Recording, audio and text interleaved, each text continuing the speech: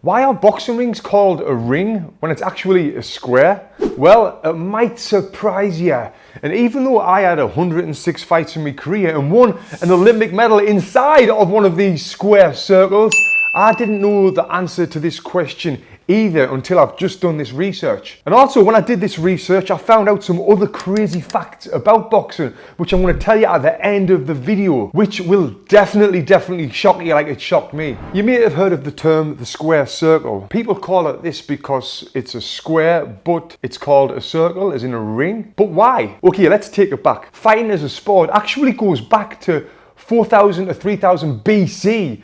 But back then, those fights don't look anywhere near like what a boxing match looks like today. Back then, it was more or less anything goes, but without weapons. And of course, they didn't wear gloves. It was kind of like an organized street fight. Now, the modern form of fighting didn't really begin until the 18th century. But even at that time, boxing matches didn't have a ring, they weren't wearing gloves, they didn't have a referee, they didn't have them ring call girls going around with what round it was. They weren't even wearing mouthpieces. And what would happen is fight fans would crowd around the fighters.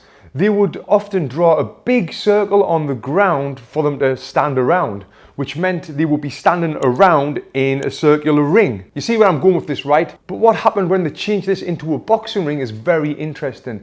Now, before I go back and start talking about the rings, I want you to imagine what a typical fight back then would look like. A big circle of men standing around, cheering, and the fights would actually include things like eye gouging, punching in the back of the head, choking, headbutting, elbows, other street fighting tactics. They would do whatever they needed to do to win. And with the fights being so close, the fans would often interfere and push and shove and things like that. I kind of imagine this to be like an MMA fight, but with more skilled athletes and more rules and wearing gloves and mouthpiece. Well, so no, it will be nothing like MMA. What am I talking about?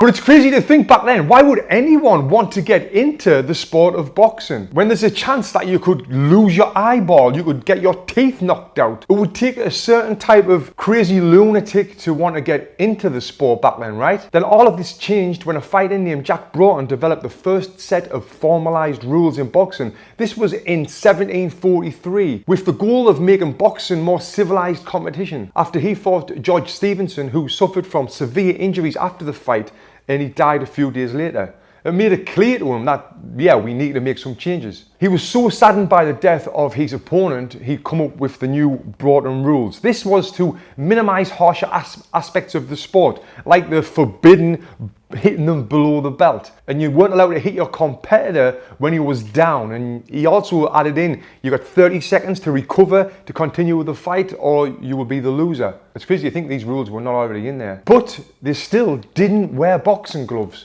It was still bare knuckle. Also, Broughton insisted on squaring off an area to replace the ring of spectators. But even though he said that and he was trying to push for that, it wasn't for a full century later when the idea was finally designed, because fight fans were interfering with the boxing matches when there was just that circle on the ground. Now, if you can imagine a modern day fighter like Manny Pacquiao and Floyd Mayweather fighting in a circle of men where they can push and shove, yeah, it wouldn't go down too well. And the Broughton rules were now used in boxing matches for nearly 100 years, which were replaced by the London prize fighting rules in 1838. The new rules had a boxing ring, what we know today. And the boxing ring had some rules of itself. The ring would be made on turf. The size is 20 foot square. Also, it's elevated now 4 feet from the floor, and it will have ropes. Also, the center of the ring would have a mark on it called a scratch. And I'm going to talk about this scratch at the end of the video. It's very interesting what I'm going to tell you about that. But also, back to the ring. It had two opposite corners like we have now. So now with adding the new boxing ring, obviously the area was now a square and not a circle.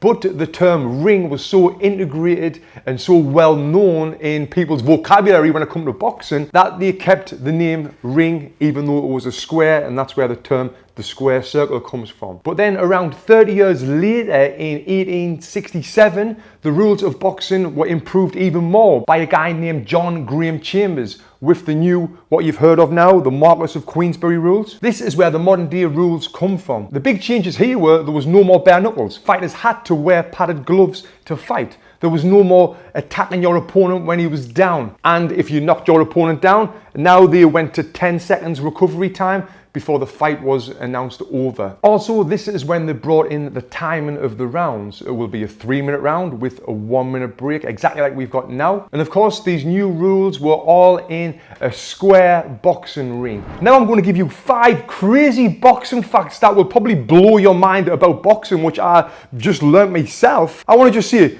do you love boxing? If you do, you should get yourself one of these t-shirts. Go to TonyJeffries.com and get yourself one of these t-shirts or one of my other t-shirts. Also, if you want to be updated on my videos, drop me a text. The number is below. Text me, and every time I upload a great video on boxing, I will inform you. Okay, 5 boxing facts that's gonna blow your mind. In the Roman times, the Roman boxers, they were also known as gladiators. You might have seen the movie Gladiator, but I'm talking about that. I'm talking about the fighting, the actual fisticuffs fighting style. And often, they would fight until the death. Amateur boxing got introduced in the Olympics in 1904. And it's very possible the first time since then, it may be getting taken out of the Olympics in 2024, 120 years later. Crazy. Now, the scratch area in the ring that I was talking about earlier on, this was a 3-foot square in the middle of the ring. And what they used this for was if you got knocked down after the 30-second recovery, if you couldn't get your front foot into the scratch of the ring, into the center of the circle of the ring, it meant you were too hurt, the fight can't continue. Do you think they should bring that back? Because I don't think it's a bad idea. Jack Marles, a London dentist, introduced the first mouth guard for boxers in 1902.